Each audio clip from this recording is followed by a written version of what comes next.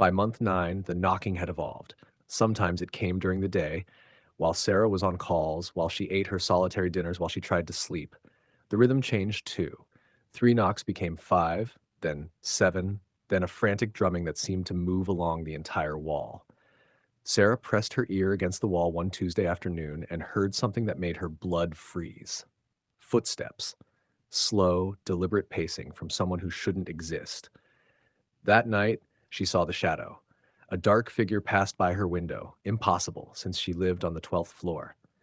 But there it was, a human silhouette moving slowly past her blinds. Sarah yanked the cord, but the street below showed only empty sidewalks and distant traffic. "I'm losing my mind," she whispered to her reflection in the black window. Her reflection didn't disagree. It looked hollow-eyed and strange, like someone she used to know.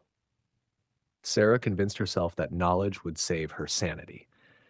She researched the building's history, diving deep into city records and newspaper archives. What she found made her wish she hadn't looked. Marcus Reeves, 34, had lived in 4B for 3 years before his death. Cause: suicide. Method: hanging. The article was brief, clinical, but Sarah found more in the building's internal incident reports, accessible through a friend who worked in property management.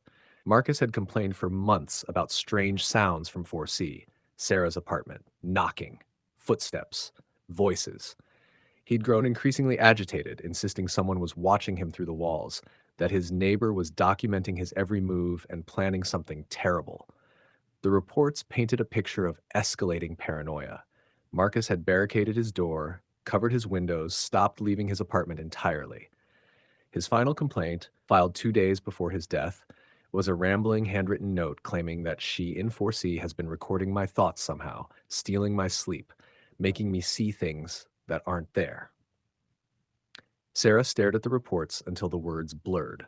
The previous tenant of her apartment had been Mrs. Eleanor Voss, an elderly woman who'd lived alone for 15 years before moving to assisted living.